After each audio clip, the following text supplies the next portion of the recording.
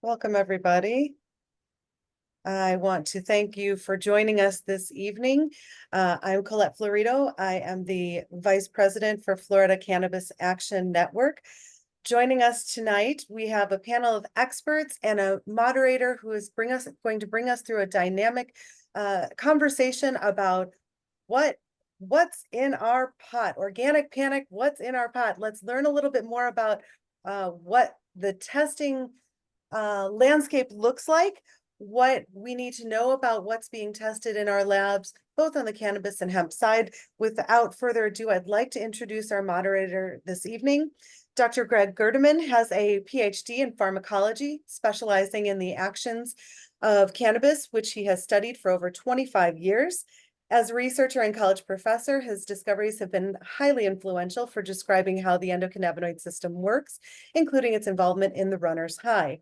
As a scientist in the cannabis industry, he's directed every aspect of cannabis cultivation and processing for multiple companies, including one of the earliest MMTCs here in Florida. He is a scientific advisor for Florida Cannabis Action Network. Dr. Greg Gerdeman, welcome. Thank you. We're glad to have you. I'd like to introduce the rest of our panel, and then I'm going to turn it over to you, Dr. Gerdeman, if you would.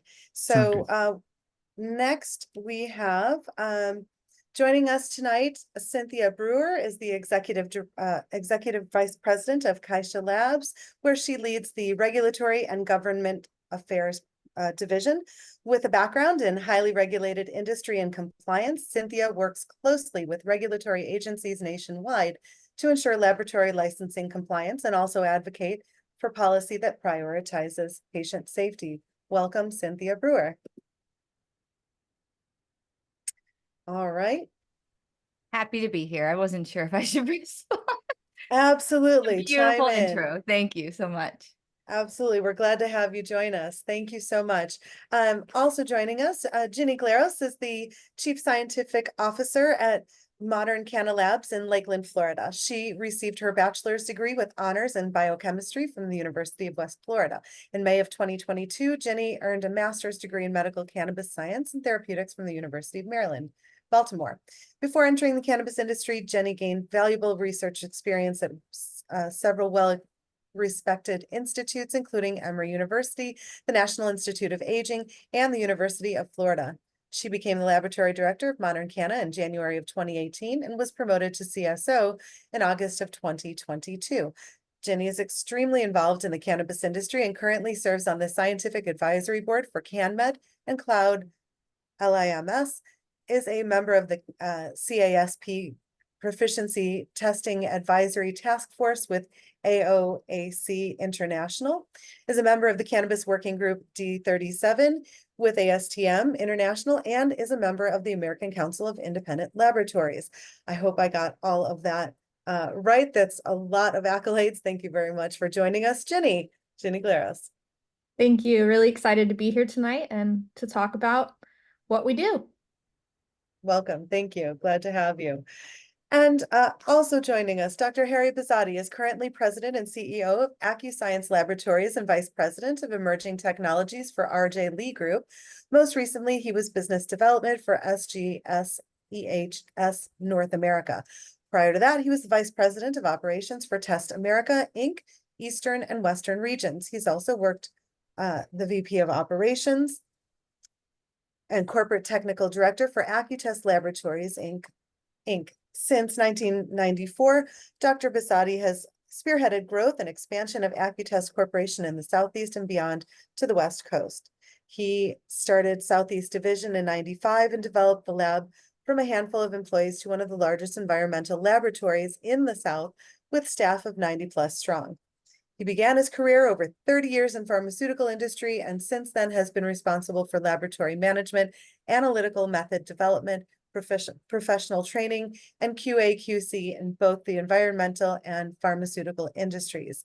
He's navigated multiple laboratories through certification and NELAP accreditation process, Department of Defense, and various Fortune 500 companies. His expertise encompasses all aspects of the environmental testing business, including technical and operations management, new method development, acquisitions, operations, integration, sales, and business development. Welcome, Dr. Harry Bizzotti.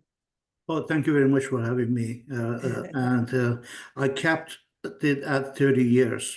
It's a Yeah. 30 years plus. So Excellent. We're glad to have you. Without further ado, Dr. Gerdeman, please. Yes, thank you, Colette, and it's a pleasure to be sharing time with all of you all. I love hearing the bios of what you're into, and this will be a fun discussion. You know, we're here talking about the topic of safety and consistency in cannabis products. That's really what the conversation is about, and that includes accuracy of labeling in the cannabis industry.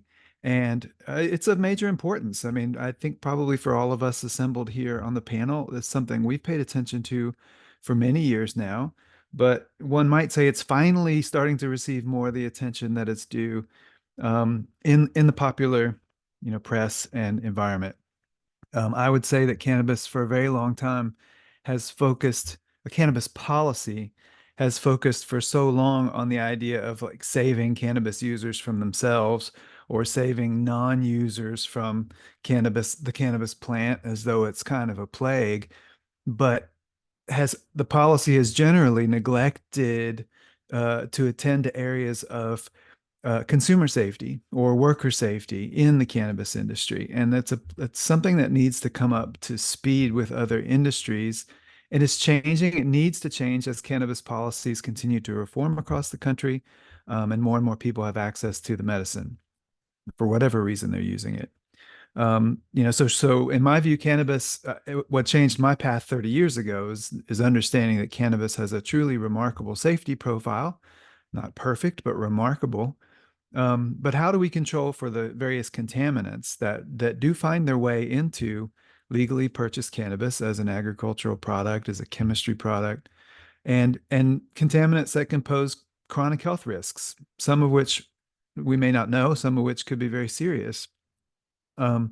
So that's where we're going. And before sort of pitching it over to my esteemed panelists to do a lot of the talking, I thought I'd give a little bit of timely background that some viewers may be aware of.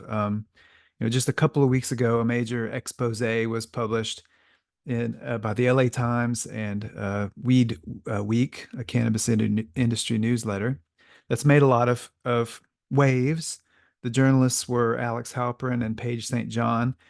And in this story, they purchased cannabis products from legal dispensaries in California, mostly cannabis vape pens, and they sent them to independent cannabis testing labs, where it was found that a fairly shocking large proportion of them were contaminated with pesticides.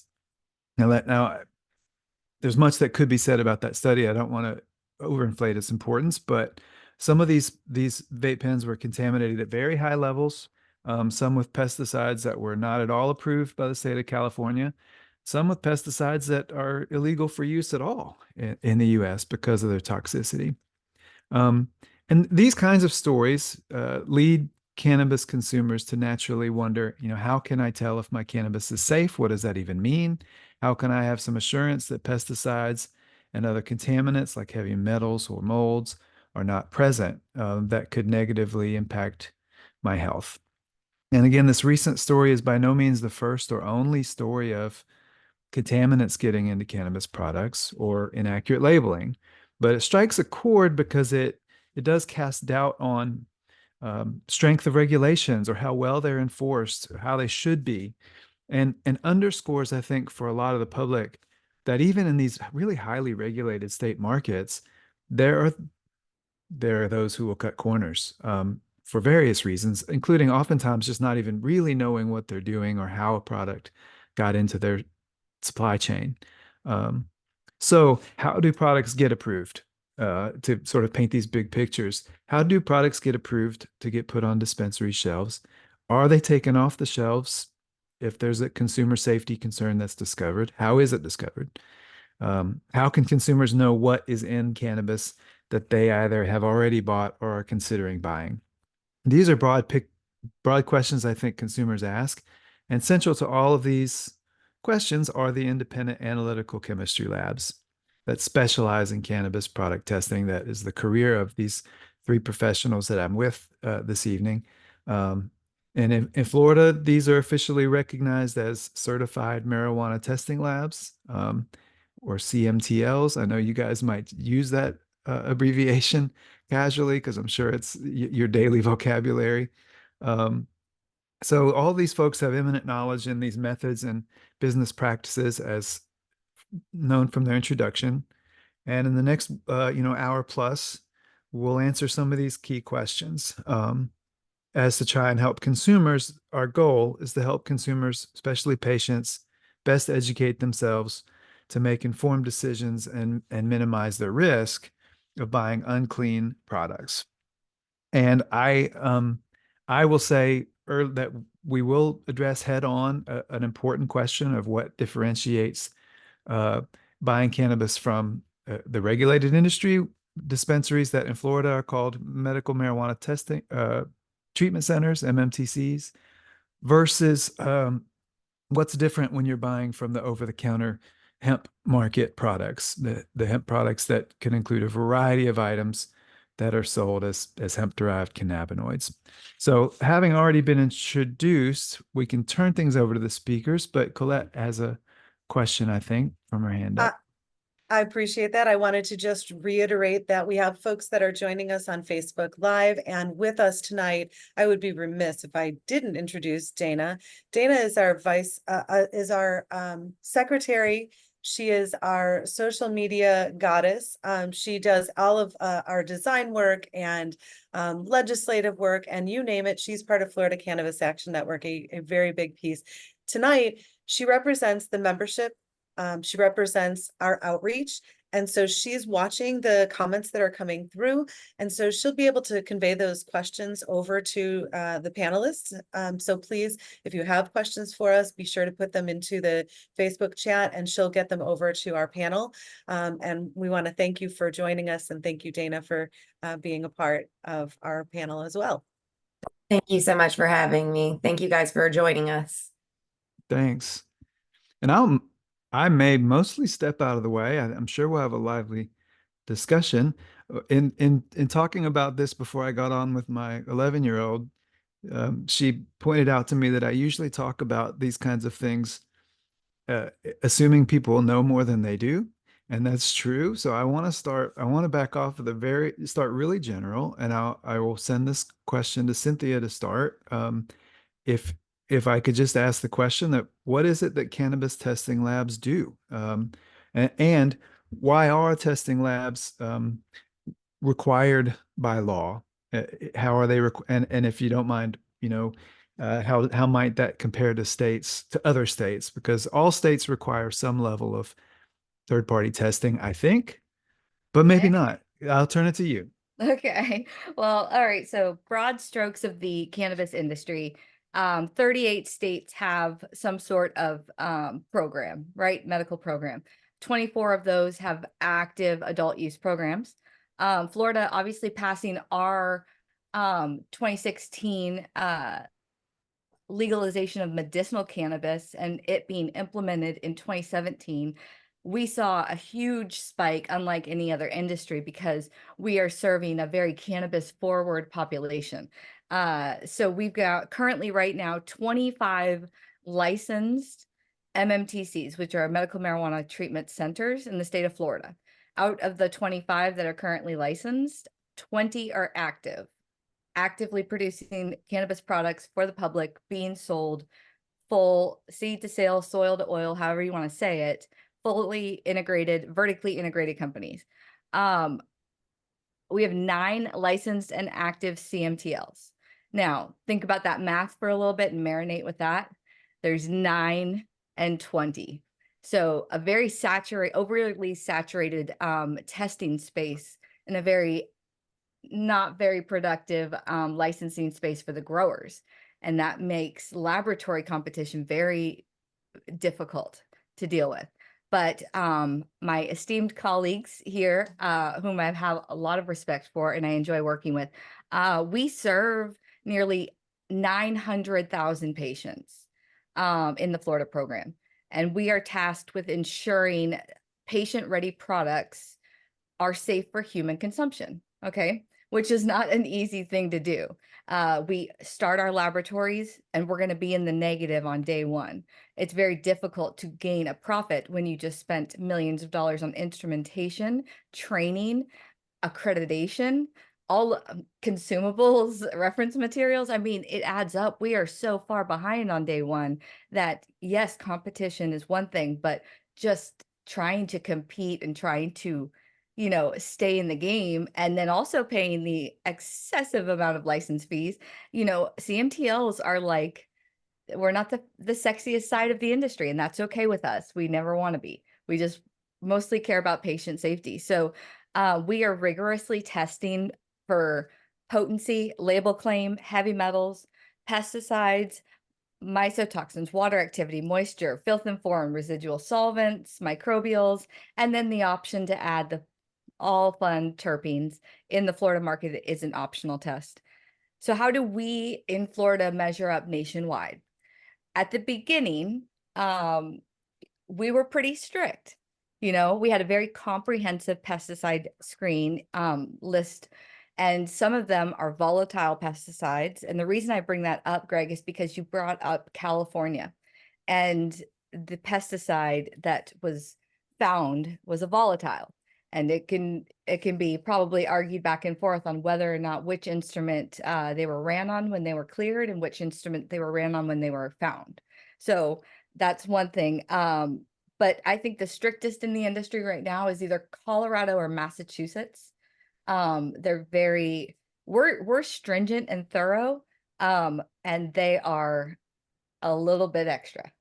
So I mean that in the nicest way possible. I work in both of those markets as well, and we appreciate them. But that's where we stand right now as of today. I see. So I wonder on this question of what the labs really, are doing. I thought I would maybe ask, pitch it to Harry or Ginny. What is meant really by potency testing? How important is that for patients or consumers to know? And are cannabis products accurately labeled for THC content? Do you think that's a big swath because they occur in multiple places? But Ginny, maybe I'll ask you to take that one. Of course. So potency testing, so this is kind of where the industry becomes fun, right? Because we've determined all of this terminology and we call it potency, but that's not really what potency means. Doesn't mean cannabinoid testing, but that's ultimately what we're doing. And so when we talk about potency, we're talking about the concentration of cannabinoids that are in a product, and how concentrated it is, whether that be THC, CBD, CBN, CBG, whatever the producer may be making, telling the consumer exactly what that is. And when we talk about potency and that accuracy of label claim, it's going to be really important for formulated products, because those formulated products are being used for dosing. So when we think about a medicinal market where you have the elderly and you have the children who are using these products, that dosing is very, very, very important because it ensures that they're getting the right amount of their medicine. So we have to remember that we aren't just a recreational market where someone is just looking to buy the most fire weed they can find. We are a medicinal market where people truly are using this for medicinal purposes. So that label claim and that accuracy is important for that dosing. On the other hand, the label claim is also important for, consumer fraud purposes, because people pay more money the higher the THC. And so if you're inflating things like THC to make higher profit, then are the consumers being robbed? Are the consumers being, fooled in this sense? And for flower in the Florida market, people have like a certain amount of rec. And so that doesn't go based off of any milligrams. So it's not going based off of that label claim. But for products that are concentrated, they are going off those milligrams. So when you're inflating, and we're seeing inflated THCs on vape products or on other concentrate products, milligrams are being taken out of a patient's bank, and then they're losing out on those milligrams. And so that label claim becomes very important from that sense, because then people may use all of their what is in their bank and be out, and then they're like, wait, I can't get any more, and come to find out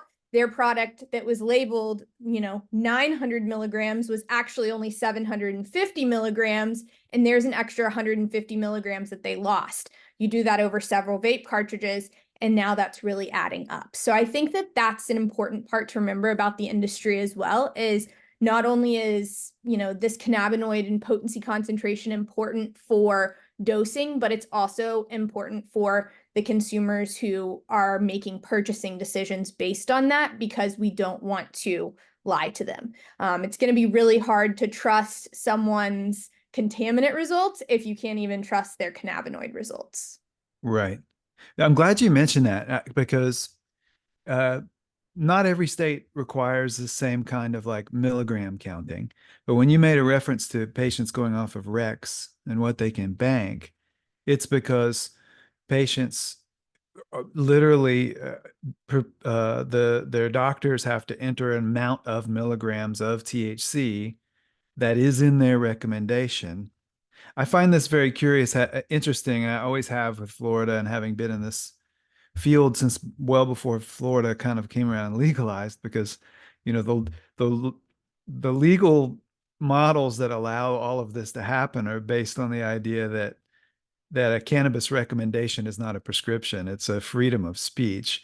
But as soon as you start following these milligram to milligram rules, it really is tantamount to a prescription, I've always said. So it's one of the many different ways where one could argue about how these laws are so contradictory, but that shouldn't be the focus of our conversation.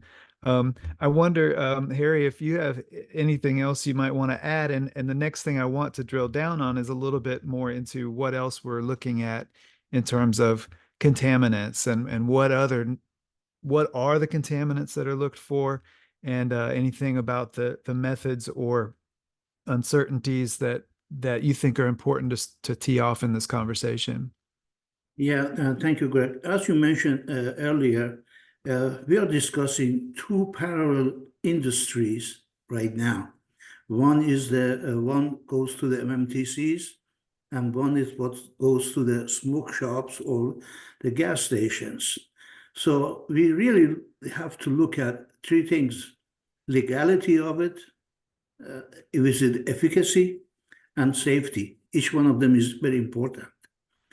And the legality of it first, that's, the case is closed in case of dispensaries. It's obviously legal. You got to be over 21. You have to have a license to go to the dispensary and purchase your product. But when you look at the other industry, I'm talking about any of the synthetic, I'll call them exotic cannabinoids. You could go to the gas station, you could go to the smoke shop, and you could buy any of the Delta-8 or other product legally, if you're overage, or sometimes if you're not overage. We have, we hear it on the news that people from high school are having access to this product. Now, how does this thing gets into the smoke shop?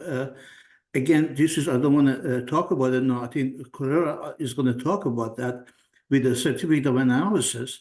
We have to establish what do we call the legal legality of it.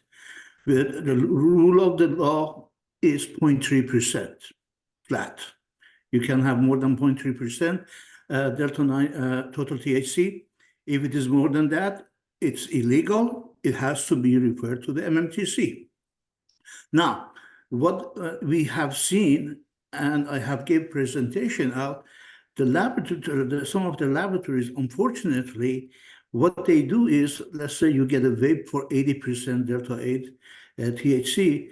What they do is they dilute the sample 100 times, and they report the Delta-8 THC, and using that run actually to report Delta-9 THC.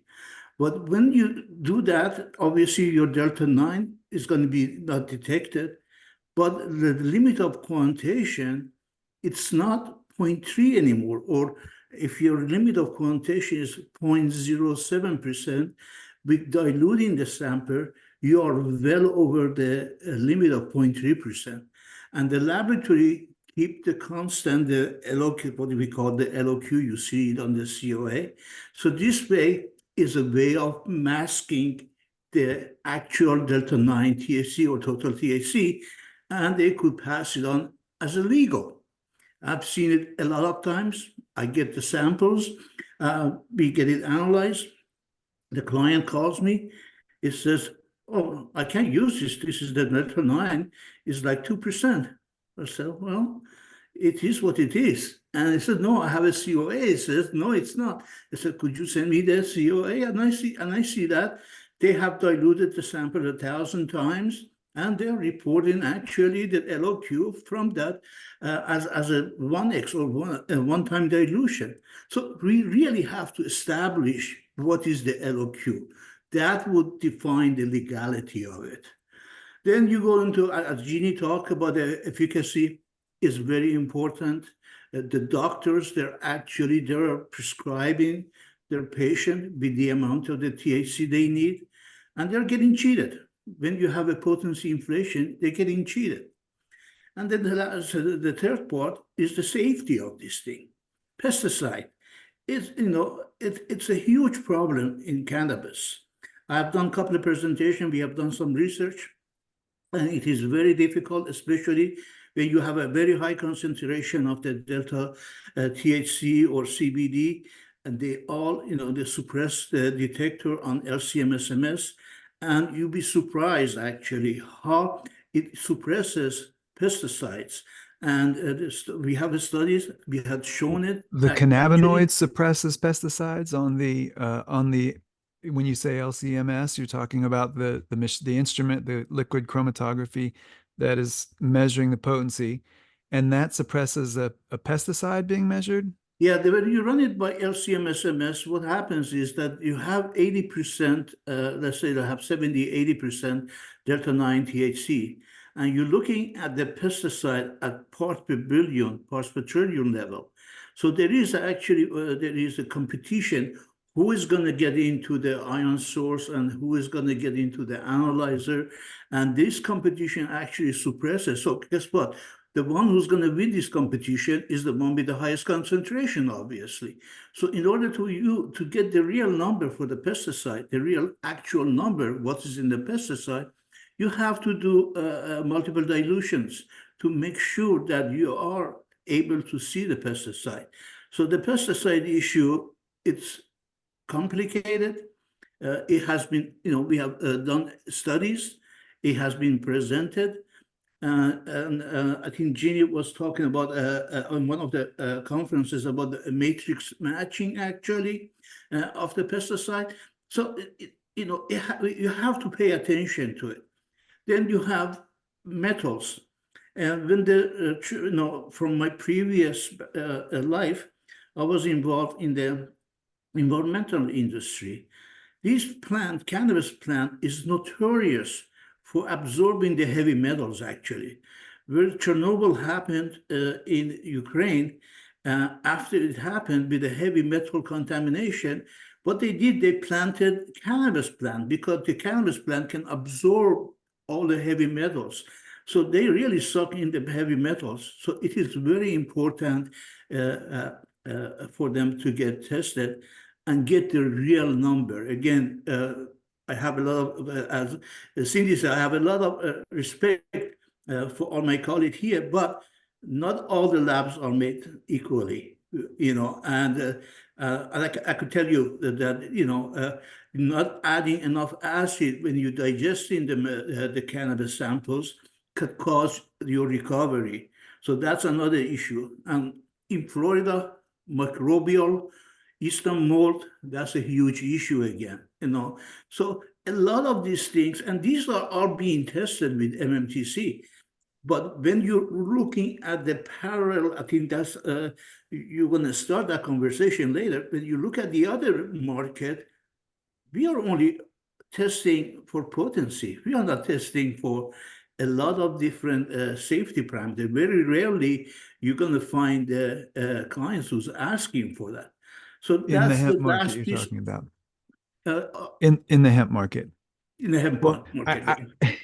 I want to back up a little bit to break down some of this, in that to me, you were sort of telling some juicy details here about the LOQ issue. Were you saying that in the hemp industry, some of those products, you see, is it a retailer that's sending you a product and saying and having it tested, or is it, you mentioned, for example, a Delta 8 product being diluted 100 or 1,000 times before it's run and they get a COA? Is that the manufacturer, someone who is extracting and synthesizing these cannabinoids and diluting it before they get a COA and sell it to a retailer? Or is it the laboratory that is getting product and diluting it excessively and passing on a diluted COA? Because there's also an important difference in the MMTC in Florida and hemp market, in that the MMTCs, correct me if I'm wrong, that's still a vertical integration path, right? They grow it, they process it, they sell it. And I was present during the early days of how that law was lobbying. I was one of the first applicants. I've argued on behalf of the value of vertical integration. I mean, personally, my philosophy is not that it should be mandatory, but there's a real value to vertical integration, and it includes control over the supply chain. And in these hemp markets, you get part of the issue for me is that I go in and will talk to somebody at retail, and they're believing whatever the white label chemical manufacturer sends to them. And there's just so many moving parts. So somebody could buy a bunch of hemp biomass, which technically should come from a USDA licensed United States based hemp farm, but a great deal of the material does not. And then that biomass gets extracted, goes through various chemical reactions to create these laboratory derived chemicals, and sold to retailers. So I don't want to get too cloudy here. The issue you're bringing up that you see, is that because of a product maker who's extracted and synthesized these products, they get a COA and then sell it to a retailer saying, hey, this is what you're buying, and then it turns out to be more potent or higher THC or other issues? So now what's happening is, let's say, as you mentioned, that the biomass goes to the extraction facility. They're going to extract it. They're going to get the oil, let's say, for Delta 8, and they convert it to Delta 8. Now they want to sell the product. If it is less than 0.3%, they could send it anywhere in the United States and sell it. If it is greater than 0.3%, then you have the issue. You can't ship that.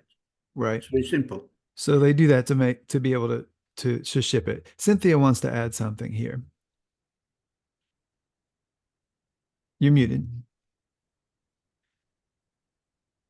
I'm glad all I said were like vowels right then while I was trying to get my thoughts together. So it's This all right. is a complex, murky situation to deal into. I'm gonna play this. Well, because I get so excited sometimes. I have to like calm myself down. So, to his point,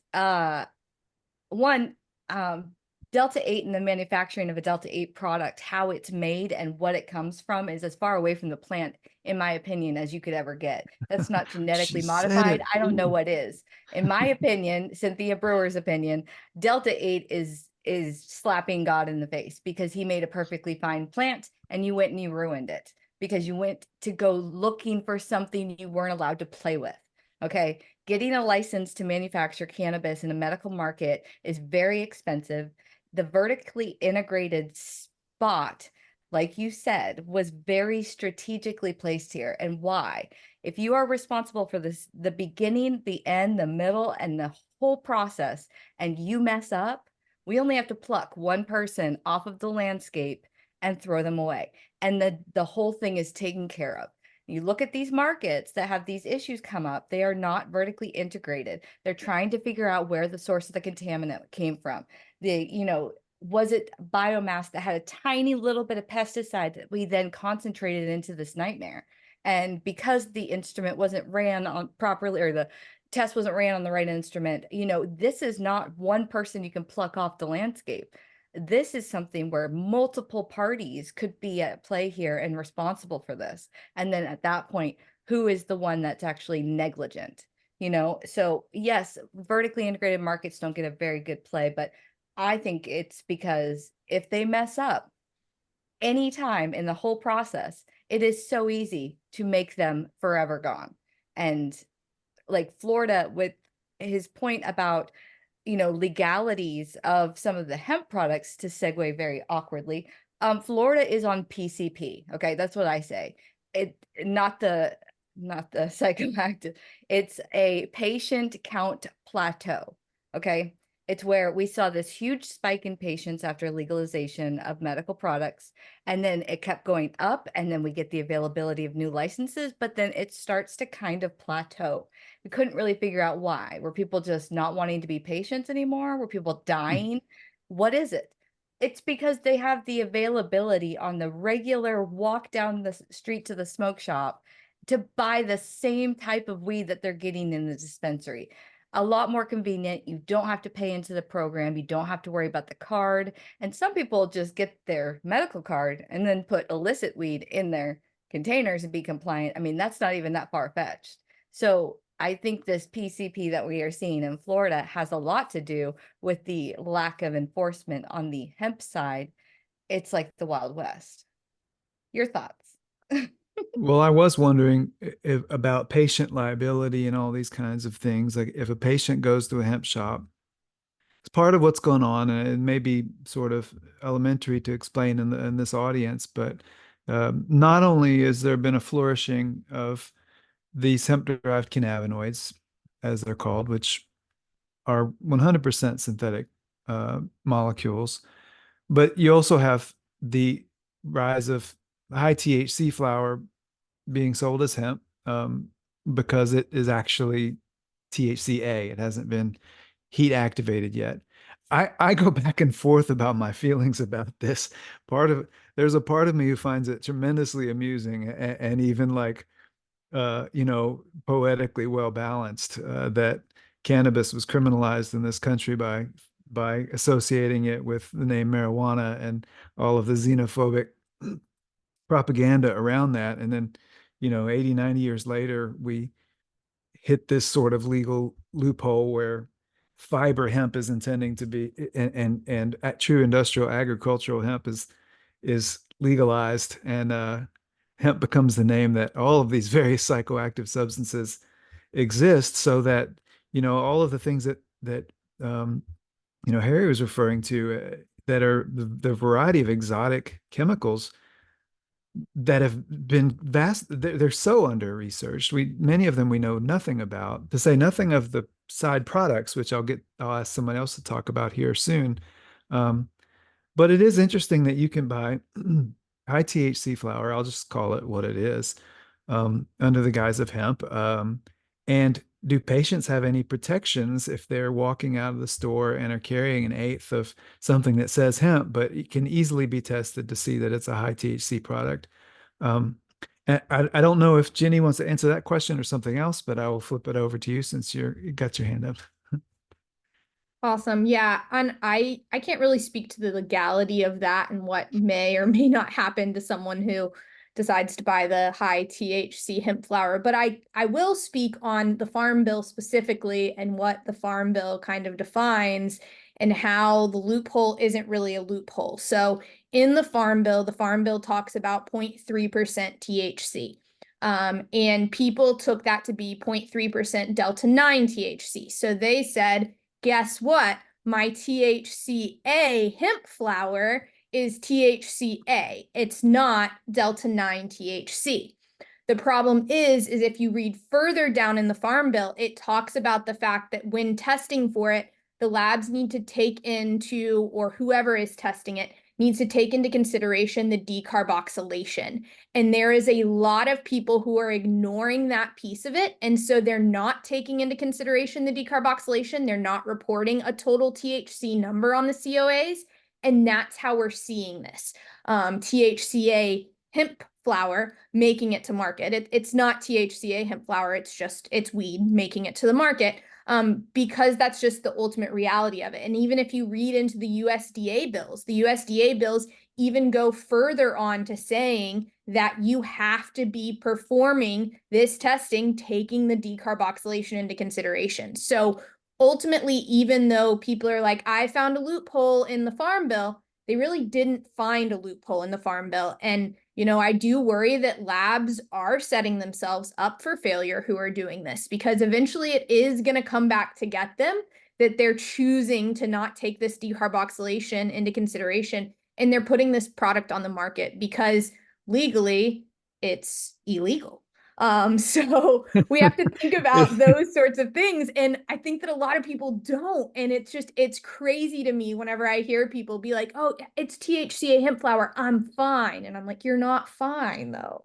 Jenny, I was saying that stuff about 6 years ago, and I could have made so much money if I hadn't. But no, I mean, as a little anecdote, I was a chief science officer for one of the really early hemp companies out of Colorado that was one of the first shipping full spectrum hemp oils that was adventurous for a minute, right? Hey, it's it's under 0.3%, but it has THC in it. It's full spectrum, and we're getting away with what I think is in the spirit of the Farm Bill of natural extraction that follows the admittedly very arbitrary 0.3 value. We could go in the history of where that came from, but it's not that necessary.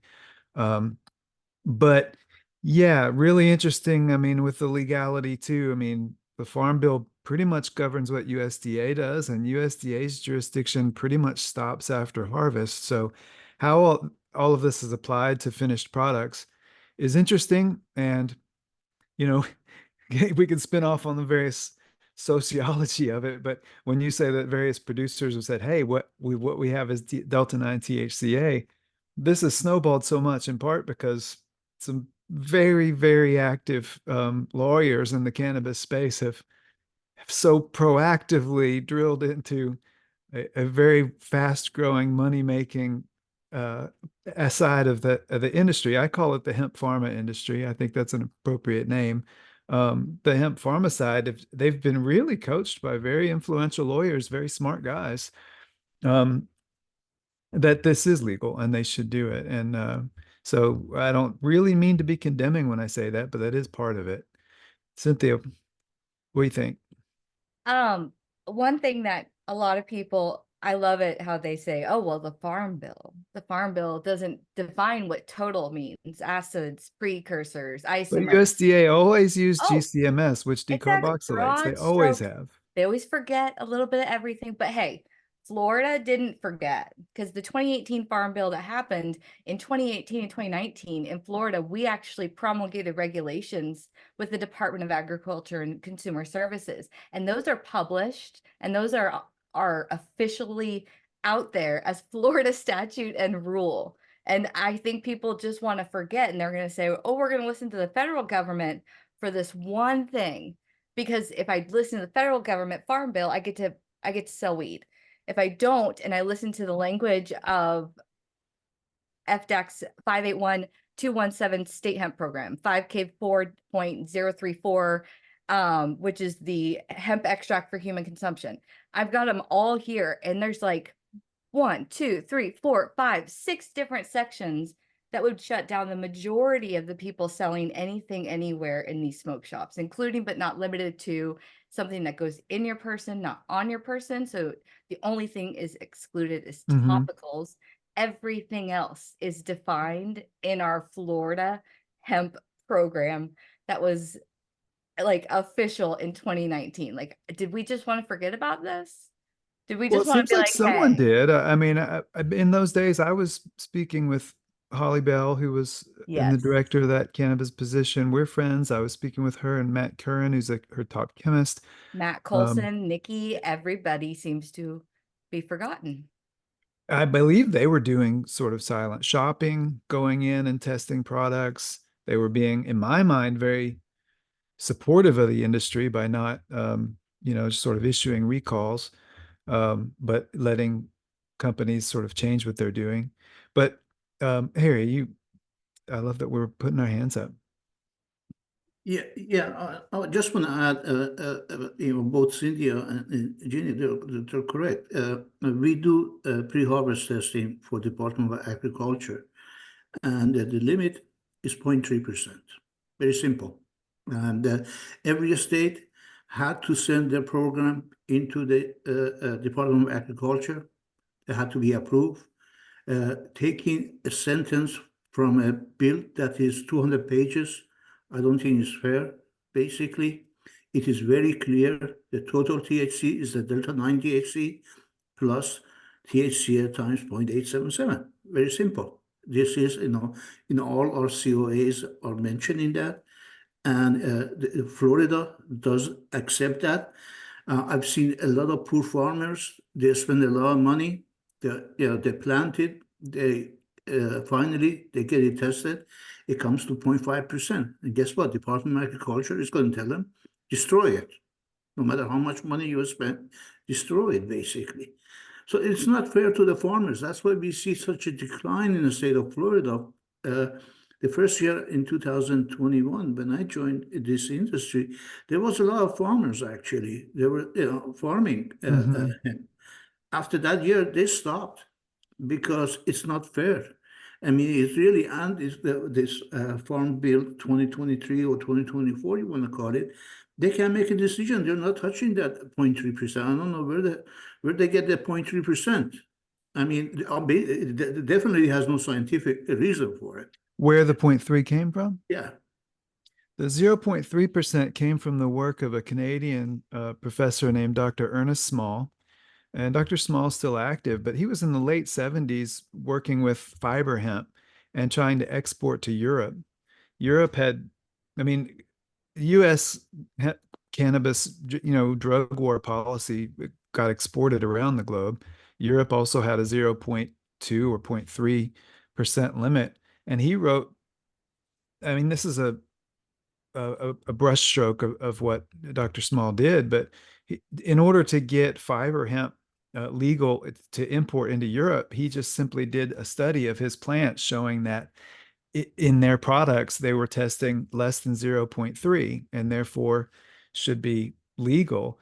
He was actually measuring that from the leaves of immature hemp plants. Those never ever reflected the botany of the cannabis flower, which is almost always going to be over that.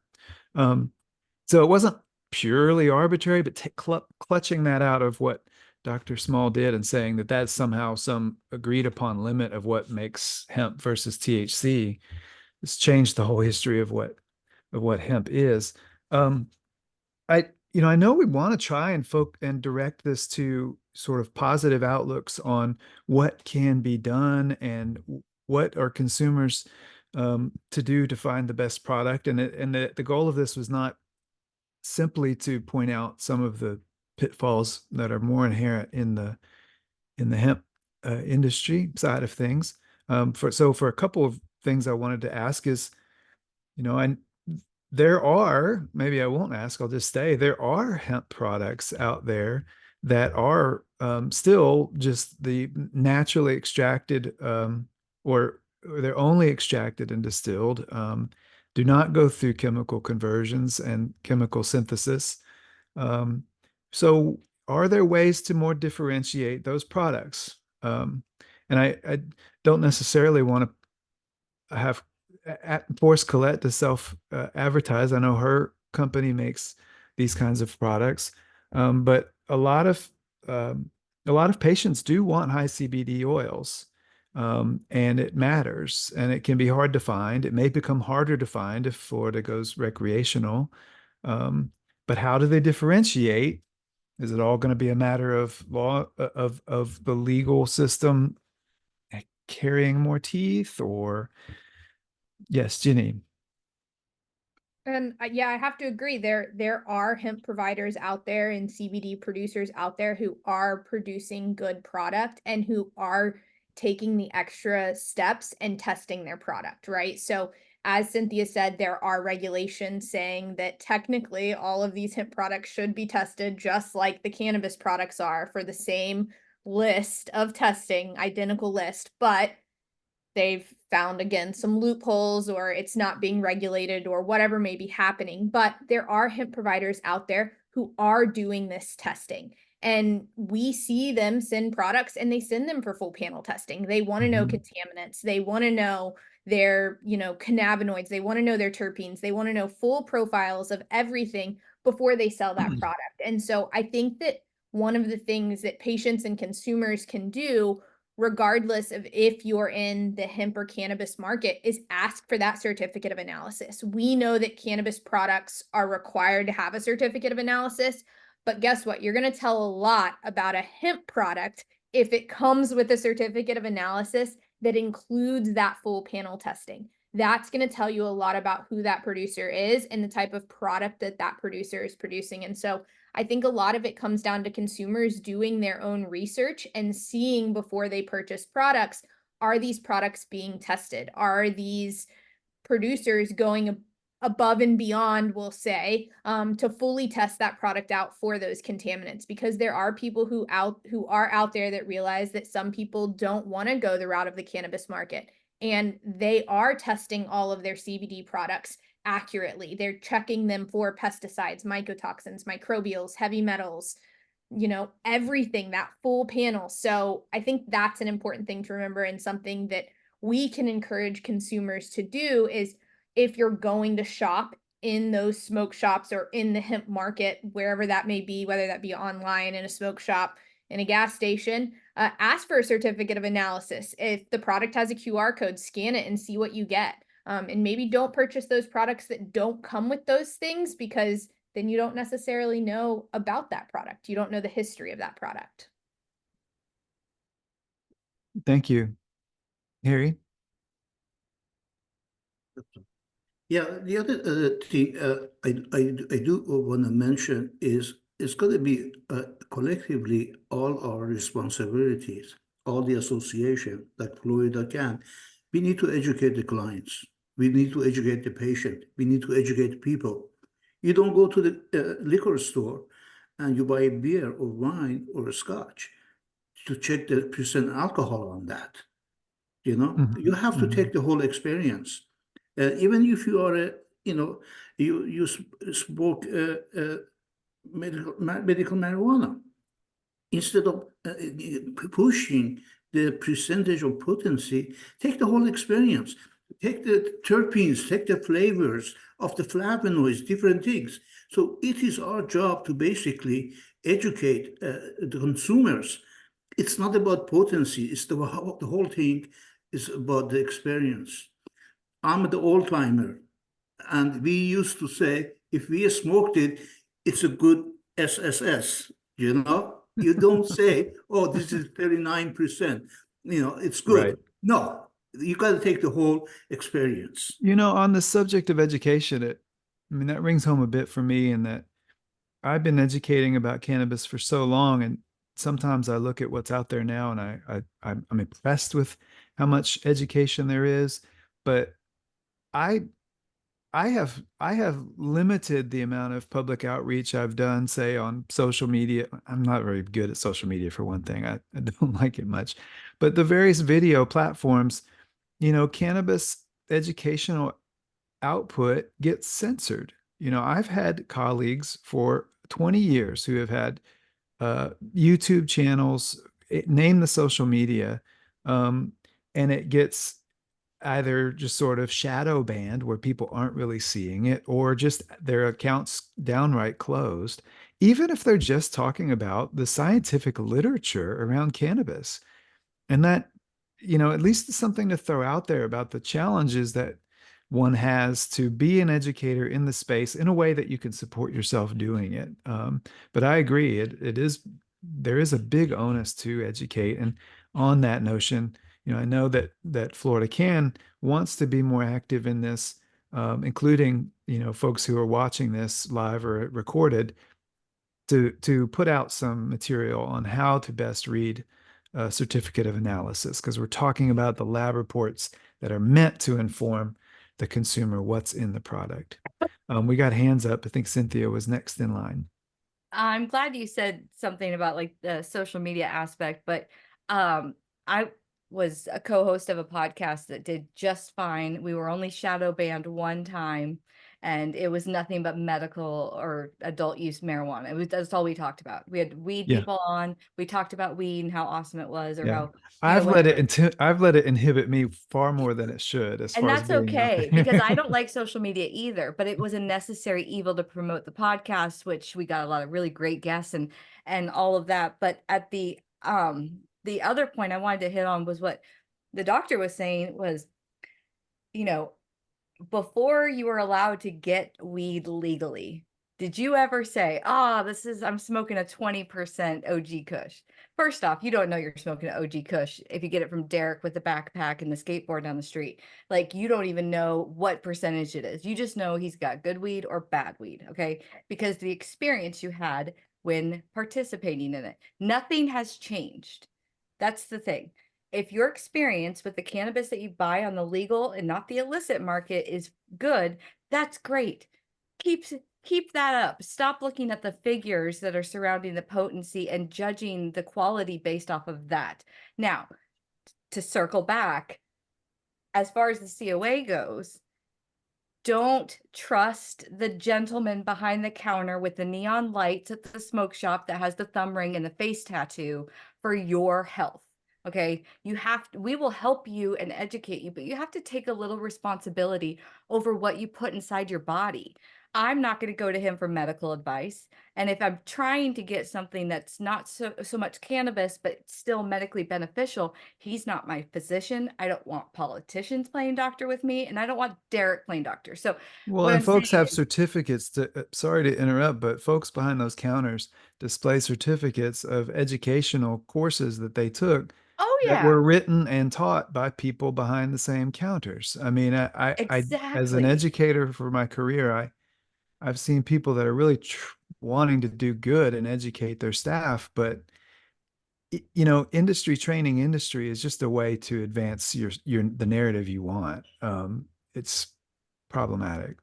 Sometimes doing your research on your own, going out and searching for the answers are better than being provided answers, because none of us are experts in this industry. None of us are. It's too new. We're still figuring out the way things work, the way things don't work, what hurts, what doesn't hurt us. And as we progress, we will become more and more familiar and comfortable, but we are not experts in cannabis. None of us are.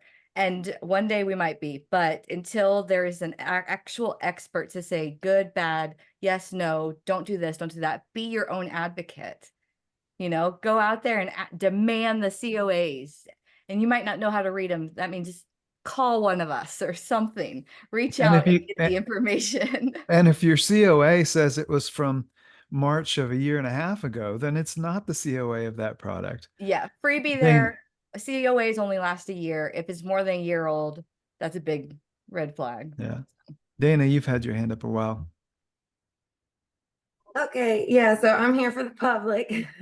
We got a couple public questions. I'm really glad someone brought it up. Arnold, he asked, we need to test the plant for growth regulators, PGRs, are cancer causing when set on fire. Will this happen in the future? Can a plan benefit? The impact of PGR is something I wanted to ask about as well. So it's an overall interest of people. Does anyone want to comment on PGRs and their effects on humans, and if we will start testing them in the future, and Well, I will add it say that general to the plant and for, you know, different things that people are concerned about other than pesticides? right, plant growth regulators are there to help promote the plant's growth, and some of them are believed to be potential endocrine disruptors. I will say that. So there's a problem. How to answer the rest of it? I know something that we talked about in prepping for this call, which is very important for the whole industry at large, is COAs can't tell you something that isn't being looked for. And is this one of the things that really ought to be? Anybody answering this directly? I know we've got hands up. Yeah, so Florida does test for some PGRs, surprisingly. So in our list, it's either 3 or 4 PGRs, I believe, in our list. Harry, do you know for sure how many PGRs we're testing for. I can't remember off the top of my head, but Florida is testing for some of them. Granted, not all of them, but we do have a couple in our list that we are required to look at. So there is that encouragement. Granted, we're not looking at all of them, but we are looking at some of them. So at least that's a start in the Florida market, that we are looking at those. The other problem is that if you don't look at things, you won't see them, right? And that's kind of a battle that us as laboratories also face, because the way that regulations are written, they say that if we test for anything that's not included in the regulation and it comes back positive, we have to fail the product. And so labs' hands are really kind of tied here, because we are businesses, and yes, consumer safety is our concern, but we have been told by our regulators what are the things we should be concerned about, and those are the things that we're testing for. And so, that's another problem that kind of arises in this industry. And you look at somewhere like the food industry, where they test for over 400 pesticides. They do screening, and then if there's positives, then they do quantitative confirmations. And so would something like that look better for the cannabis industry, where we are talking about an agricultural plant that can be exposed to all of these different contaminants in various ways? There's producers who never touch their product with a contaminant of a pesticide or a fungicide or an insecticide, but guess what? They grow near near a farm who is using those things, and it blows over onto their crops. These are issues that you see in this industry, because cannabis is what we call a bioaccumulator. It loves to just suck it up and take it all in, and it's healthy and it's happy, and most plants would not survive in the environment that cannabis survives in. So is that, kind of where the industry eventually needs to transition, is to away from, we're only going to test for these 77 specific agricultural agents, into we're going to screen for a panel of 400. And if you have any hits, then you need to quantitate. Is that realistic for labs? Maybe not. Could it be done in the state level piece by piece thing? Will that have to be federal, reform, where you've got larger players and standards that can be more easily applied across the whole board. But you raise really important points. And, at the beginning, I brought up the issue in California where the pesticides being detected. It is important to note these were vape pens. It's also important to note, as a caveat to that paper, for the people listening who follow it, that those journalists specifically went and bought products that had been identified by other labs, in the past as having pesticides. So their sample was rather biased by products that had already been, let's say, rumored to have pesticides. But is it the case? And I was enamored by quality vape pens when they first came out. But is it the case that because of the way pesticides can blow over, and the way they can not only bioaccumulate in a plant, but become concentrated in a distillation process? This started coming out in Colorado years ago. People would put on, fungicide, because it's a tough business decision. I'm not just talking about the labs. I knew people who found themselves in the shoes of, like, okay, the powdery mildew has come in. Do I go destroy a $1.5 million room? Or do I put in this pesticide that I used for years and years when I was growing in mom's basement? By pesticide now, I mean fungicide. But myclobutanil distills at a temperature very similar to THC. So all of their chemistry, in order to create a more concentrated THC, was making a more concentrated toxin. Here's an argument for vertical integration, because the growers didn't realize exactly where this product was going, and they didn't have the chemistry to know. And the chemists didn't really know what they were getting, because it had been, let's use the word, remediated. In this case, remediated with a fungicide. But I might bring up that word again, because it's a topic I'm very interested in, that companies have different allowances to be able to remediate their product if it fails, and I have some issues with that. And I'm curious what perspectives are, but we're past the hour. Still got plenty of time, but I want to make sure everybody's talking. Do we have another question from the public, Dana? Greg, Or Harry, you want to jump if in? may add, one of the best way for us to educate the consumer, and we have done it in this country, it is through advertisement. You see on the TV all the time, they're advertising different medicine. This is type of advertisement. Unfortunately, in this industry, they tie our hand. We can't use a bank. You can't do this. You can't advertise. You can't do anything. And then they expect everything to be nice and rosy. It's not going to happen. Legalize it. Legalize it and let that, And Harry will allow them to advertise. advertise it. A 30-second advertisement, you could get the message across very easily. Yeah, maybe we could do more open public service announcements even, or maybe states could spend money advertising important things as opposed to we'll lock you up if you drive stoned. But now, Dana, are you next? Yeah, so one of the popular public questions is kind of leading into some of our discussion that we'll be mostly having next week, but maybe we could briefly touch on that for a second. How do you know you can trust a COA? How do you know what you should be looking for on a COA or some of these questions? And these are some things that I know we're going to discuss next week, or not next week, but on the 29th of August. Very exciting that we're going to do a full COA discussion. But just in general, like we were saying, in the hemp market, COAs are a little different and can be sourced not only from in-state but out of state, is what I was understanding from some of the conversation here. And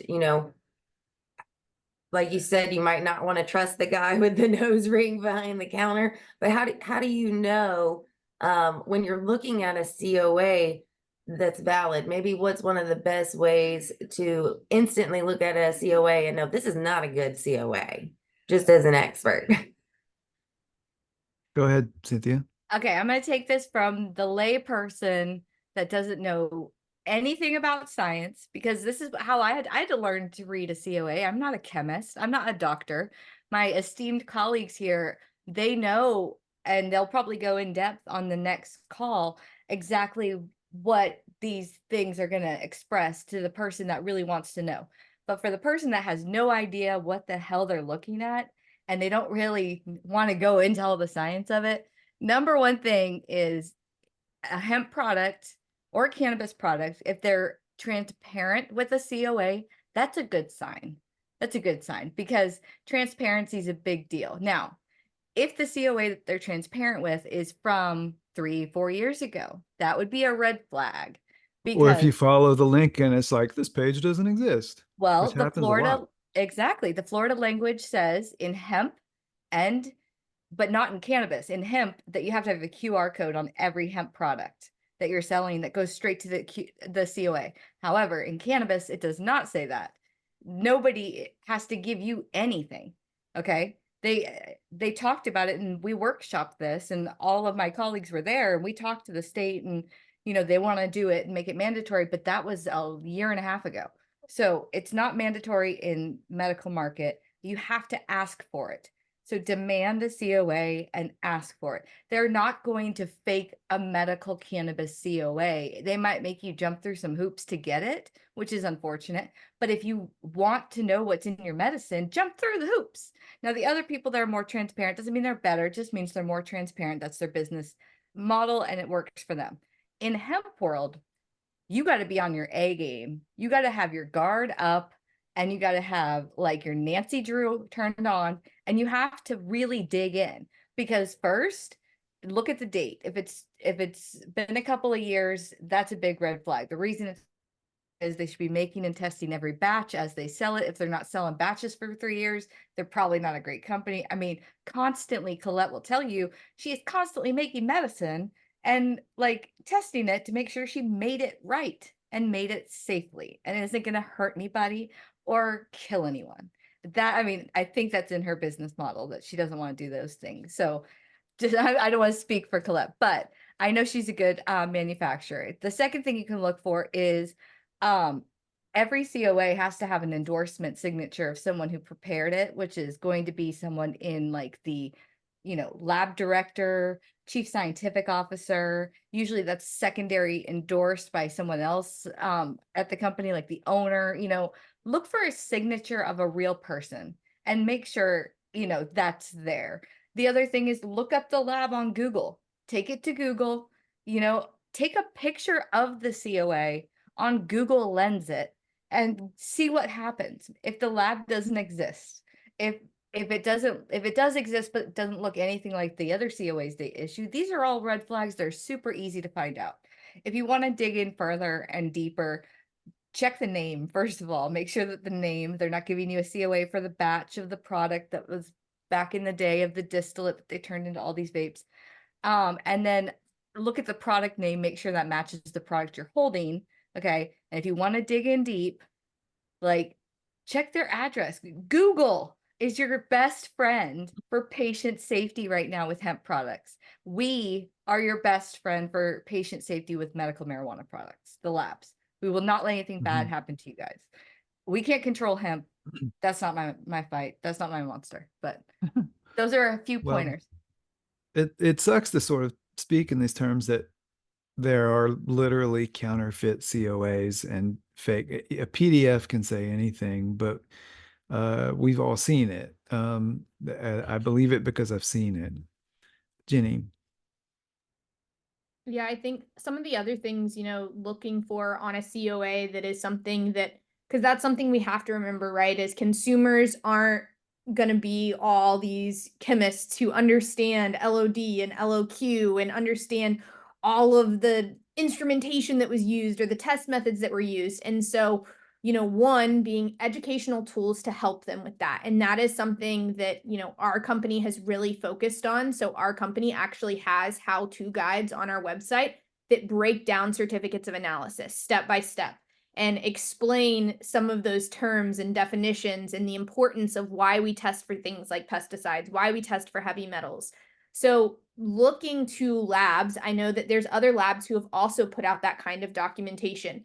Dr. Harry does education on COAs all the time. So, leaning to these people in the industry who can educate you and who can help provide you that knowledge is something that I really encourage consumers to do, because like Cynthia said, as a consumer, you got to advocate for yourself. At the end of the day, you can't just trust what you're being told. You need to do the research on your own, but there are people who are out there who are willing to help you and who are willing to teach you. And it's just reaching out to them and finding those resources. And then kind of a second I guess, when we talk about Frankenstein COAs, we once in the hemp industry, we, did not test this product, but we actually had someone who like serial killered our COAs and another lab's COAs together and then like scanned it and then tried to tell a police officer when they got pulled over that this was like legal. And then we get a call and it's like, yeah, no, we never tested that product. So it happens. The innovation of the hemp industry is so inspiring. It's real life. I mean, this is not It's Microsoft Paint. not a lie. Okay, I'm with her 100%. Like it's Microsoft Paint jobs that they're clicking together, and it's comical. We should actually create a site and just post them all there. It was not pretty. It literally looked like Frankenstein and then was like laid on a scanner and like pieced together. It was bad. So it does happen. So I mean, just using that kind of common sense to look for even those sorts of things, like, was this Frankenstein together? Like, let's start with those basics. And also looking for that ISO certification from labs. That's going to help you know as well whether or not a lab has gone through that certification, and they do, because that certification then requires them to do for proficiency testing. It requires them to have a quality manual. It requires them to have all of their paperwork in line. So while ISO certification may not be an end-all be-all for lab, if they're listing that ISO certification and you can then look up that ISO certification number and make sure that their ISO certification is active, that's also going to help a general consumer know that it was tested at a laboratory that is authorized to test that kind of product. Okay. Colette? Well, thanks. I appreciate the insights and thank you. Yes, Sierra World does recognize the value of putting more into their testing and understanding that we're not the only ones in the space, but we appreciate that there's the opportunity. To that end, I know that as consumers and businesses, and even for our lawmakers, we recognize that it was going to be difficult for people to understand the COAs. So like Dana had mentioned, the fact that we're hosting, the Florida Cannabis Action Network is going to be hosting on August 29th, that review. We'll pull in, we'll reiterate what, for instance, Modern Canna has on their website. We'll have, insights from Dr. Harry. That's the sort of information that we can dig into again, because I don't think it's a one and done. I think if you want to understand the COAs, you're going to listen to this, you're going to take some nuggets away, you're going to look at a COA and go, okay, now I get that. But you're going to want to listen more than once. You're going to want to dig into a little bit more. And some days you want to go back and reference, okay, now I want to dig into terpene profiles. Now I need to learn about this more.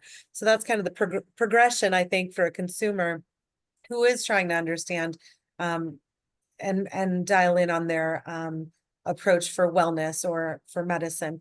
And then, so I encourage people to participate in that. But I also want to reiterate another program that we're doing, a little pitch about, what we're doing behind the scenes as businesses. We recognize that, there is a lower standard that is bare minimum for requirements, but like when you go to the restaurants when you go to the stores and you do grocery shopping and you're looking for higher quality, how do you recognize the difference? How can you see that?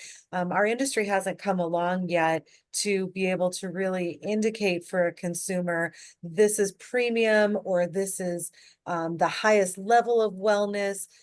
Those are still things. And when I say premium, it's not just the highest price, but that they're using the right ingredients, the right organic grow methods, that they're using, that they're going the extra mile. So we are working on a seal of approval to help reiterate that to a consumer and hopefully be able to summarize it so that if you see a tag on your label, that you can say, okay, this is a higher quality of product. That seal of approval takes it the step further and shows that it's got safety beyond, it checks off those boxes to pass it.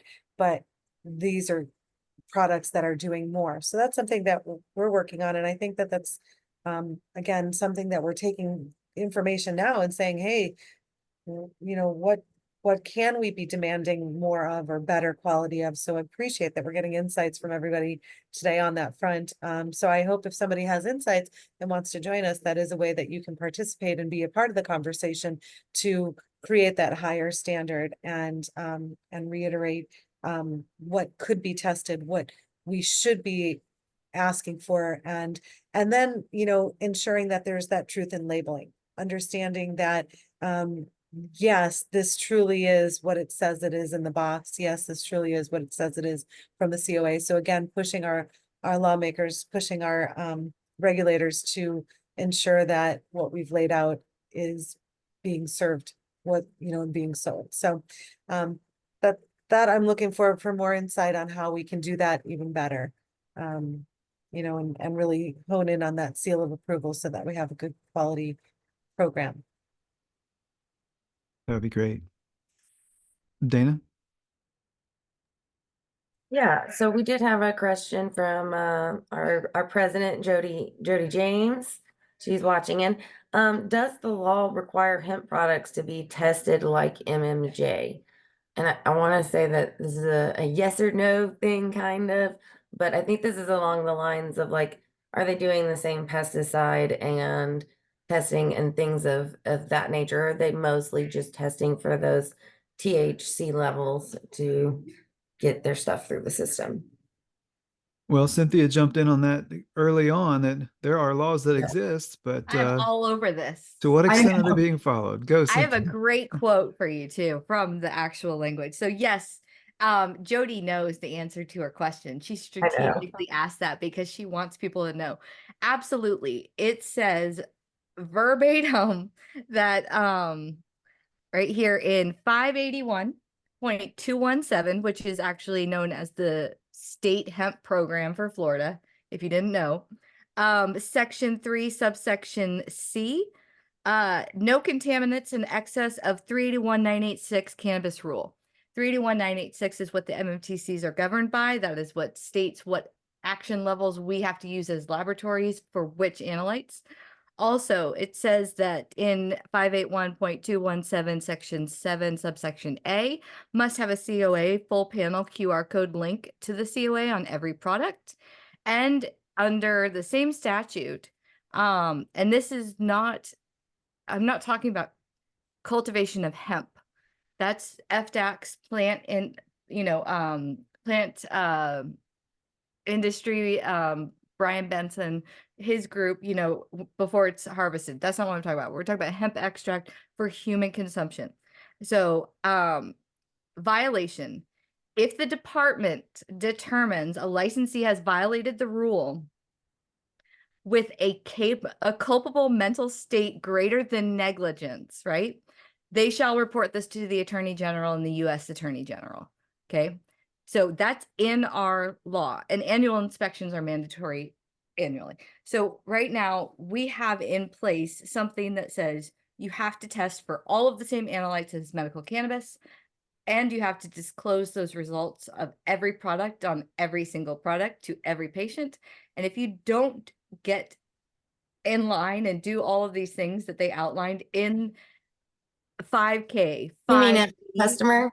I don't mean to correct you, but we're not talking about MMTCs. Do MMTCs have to? We're not talking about MMTCs at all. That's what I thought. So when you actually mean consumer, not patient. No, the manufacturers of the hemp products that are responsible for testing have to test like cannabis people have to test. Yeah. Yes. Okay. So full panel all the time. Cannabis the medical marijuana has to be tested. Final product, full panel. The 3 Ps. Only hemp has to produce the QR code for everybody? Well, by law, yes. Hemp must and cannabis can. Okay. So hemp has strict rules that are not being enforced whatsoever. Absolutely not. Absolutely. That's exactly the point. Yes. Interesting. So Is it? they're selling weed like car salesmen and raising money against Amendment 3. Why do I'm you from think outside Florida. I'll being- just speak the way I see it from out I'll ask here. the question. Why do you think they're getting away with not being regulated? Or Because why? there's no enforcement. Why not? Who should be enforcing That's this? a complicated Okay. answer. The You know- truth is not that complicated, to be honest with you. Okay. You have a department, you have a commissioner of agriculture, Nikki, who was put in office. Her being elected as a Democratic, female commissioner at the time was unheard of in 2018. But she earned her spot there in a very Republican cabinet too. Okay. She implemented a hemp program immediately, and with aggression, she was going to carry this out. The FDAC's website had all of the information you could ever think of right there on the front landing page. When she was no longer the commissioner, the next gentleman that took over, Wilton Simpson, although he is phenomenal in a variety of ways, he's not very hemp cannabis forward or friendly. And right now, you have to really dig for this info. Patients that once had an outlet to complain about consumer reactions to different products is now, it's kind of missing, and they're consumer safety. So they should have a complaint section for hemp derived product interactions. Absolutely. Instead, people are trying to get it out, and they probably go to different sources, and those sources are now hearing about it. So, I mean, at the end of the day, if you don't have the appropriations to hire people to do the inspections, you don't have the support of the cabinet, you don't have the support of the governor or your commissioner of agriculture, then what are you supposed to do? There's only a handful of people to do all these inspections. And so they don't inspect or they don't verify, and they definitely aren't reporting to the Attorney General. But it's not their fault. I don't Yeah, know The whose fault it is. industry's donating to PACs left and right. We Yeah, can get go into ahead, that, but Harry. that's like a whole rabbit hole that I don't have enough in my standing. To continue with what Cynthia is saying, the consumption is going up. There's no doubt about that. I mean, it's going to go a lot higher. Right now, you go to liquor store, and they have a section for smoke, basically. to sell. They're selling in liquor store various cannabis product. The beverages are coming. Oh I yeah. mean, this is the fact. Beverages, that's going to replace alcohol. Very simple. It's good for you. It doesn't have the effect. It doesn't affect your liver. It doesn't. It's good for you. So the beverages are coming. So as an adult, we need to sit down and come up with the rules. We can't hide behind the curtain anymore. This is illegal or not. We need to sit down, like 1940s when the prohibition finished with alcohol. We need to sit down and come up with the rules. This is here to stay. This is not going to change. The cat is out of the bag. Well, I don't know if it's starting to be time to sort of walk around for some closing thoughts. That's a decent part of one, that we need to change and come to the table and set new rules. I know that I wanted to throw something out there and given the time, probably answer my own question. A little while ago, Cynthia made a comment about how, buying from Derek and his backpack, you didn't really get much potency information, and it hasn't changed that much. What I hear sometimes from folks on the pesticide question is people have been smoking weed for a long time. There was pesticides on it back then. Is it really that critical, to why go to a regulated, strictly regulated vertical market? By the way, I have no financial interest in any of these companies. I'm an absolute doofus when it comes to investment. But yeah, I have no financial interest in either side of this. I truly don't. But I will say that yes, pesticides have appeared on cannabis in American, markets for decades. We don't know what the situation was, but I do think that the problem is more dangerous now than it was because of the growth of highly concentrated indoor grows, where, contrary to some popular belief, pest pressure actually is stronger than it is in a well-controlled outside environment. But secondly, the kind of things that pesticides cause, cancer, metabolic disorders, Parkinson's disease, these are rampant in our elder population. And I would never, ever point at saying, hey, it's because people have smoked cannabis. Relatively few people were cannabis smokers in the 70s and 80s, really, compared to in the population. But to think that pesticides in cannabis back then weren't doing damage is utterly naive. I think that we do need to get a handle on it. And I'll yield the floor to some possibly optimistic words of closing. I think that there is a lot of forward momentum in these markets opening up and being able to talk clearly about how consumers and patients can build a better, closer relationship with where the product is coming from. And there needs to be standards. There's a lot that needs to be done, but I'm hopeful that we're getting there. And maybe we could, if Colette or anyone else wants to lead kind of a go around or final comments, if there are any, I will turn that over. Yeah. Harry's got his hand up though. Yeah, I'm gonna defer to Harry first, please.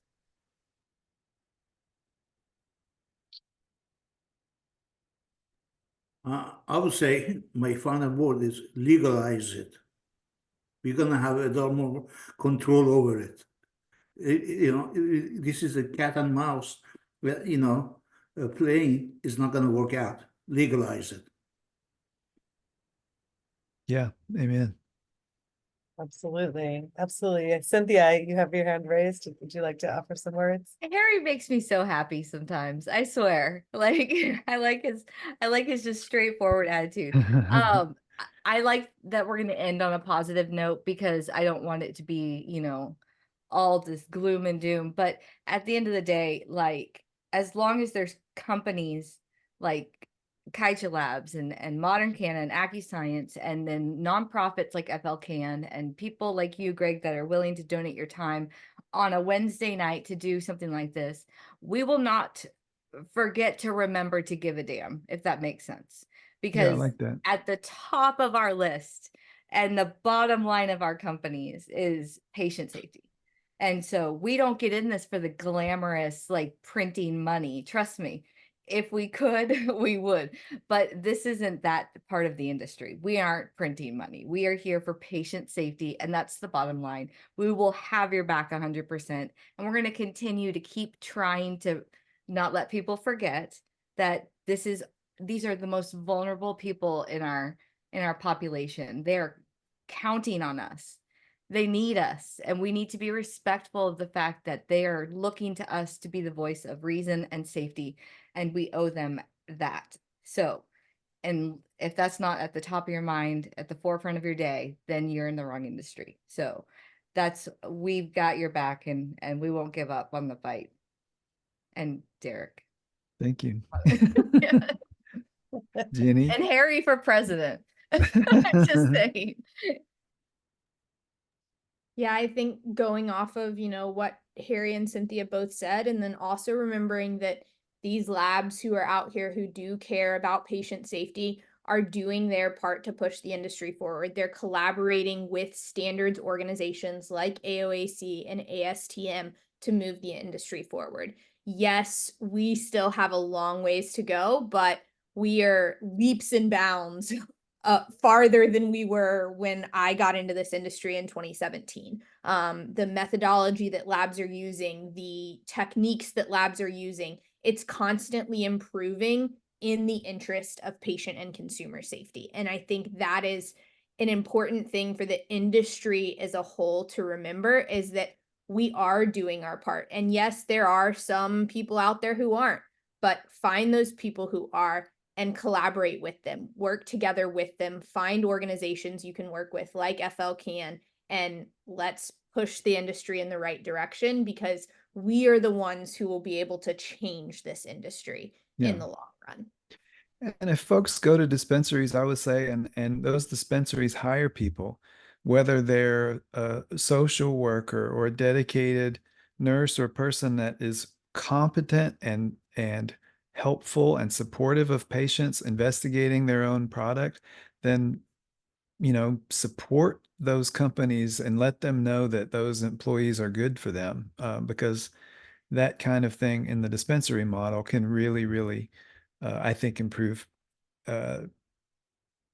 customer care as well. Well, Yeah, Colette? excellent. And before I wrap, I want to ask Dana if you have any final thoughts. Yeah, we definitely had a large thank you from the audience for doing this. I want to say thank you to everybody on this call. Y'all are definitely the experts, and I think the hemp conversation was a large portion of this, which is where a lot of confusion comes in for people. And I can't wait to discuss COAs more with you guys, and how labs themselves, the good ones, how we know ISO has gone about setting those standards, and hopefully figuring out where Florida falls maybe in the line throughout the United States of lab testing. And obviously that would be different between the MMTCs and the hemp market, because it seems like the hemp market is pretty wild west. But I just super appreciate everything, and I'm really excited about our call on August 29th. And we still have so much to discuss, and I really appreciate everything. And the one thing that was most notably said was this was a needed conversation, and I do feel like we have that responsibility to make sure that we educate the public. We can say, go educate yourselves, but we're the resources. It's like, Cynthia said, we know, so who better else to put out the information? So we definitely want to, help people to better understand those COAs, and I'm excited to do that with you guys. Yeah, thanks, Dana. And it's always refreshing because, you know, she asked the questions. She's looking out for the patients. She's looking out for the consumers. And again, Florida Cannabis Action Network is grateful for our participants. It was a power-packed group. I got a little star-studded because these are all folks who've been sitting on panels, educating our doctors, working around the state. So I want to thank you to each and every one of you for taking time out of your day to prepare for this panel and then to sit on this panel and give us some insights. I want to reiterate that we'll have information that, for these companies. So as a reminder, you can visit their sites. I encourage you to do so to learn a little bit more about what they're doing at Kaisha Labs, what they're doing over at Modern Canna Labs, and also what they're doing over at AccuScience. The content that they have up on their websites is very helpful. They are here to answer questions. And so I thank you for that.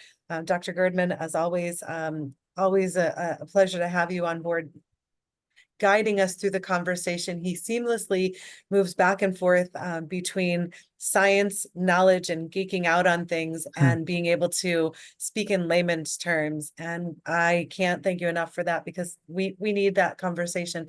I hope folks took away some next steps for themselves to learn a little bit more about what they're buying and how to know what they're looking for. I hope you'll also take away what you may be looking for your lawmakers to be doing a little bit different this season when we go into the legislative season. So I hope that you're taking notes on these things in your mind, and that you reach back out to Florida Cannabis Action Network if these things are important to you and you want to see that conversation advance. That is our hopes too. I think we have some of the similar ideas here, and it's going to take us as a consumer force to say these changes need to happen this session, and to continue to enforce those things that have already been put out for our own safety. So I thank you guys for participating with us with your questions, for staying with us live. Again, visit these sites and shout out this information. I believe this will be available after the fact, so you can share this with those who weren't able to join us as well, so they can get some of the same information. And with that, Dr. Girdman, any final thoughts before I sign us off? I'm all good. Thank you. Excellent. Well, thank you all for joining us again for the Florida Cannabis Action Network's event on our organic panic, what's in my pot, hashing it out with Cynthia, Harry, Jenny, and Dr. Greg Gerdeman. Have a great evening. Thank you, guys. Thanks. Yes, check out their QR Thank you. codes on the last part. Thanks, Dana. Always on top of it. Appreciate it. Take care. Good night.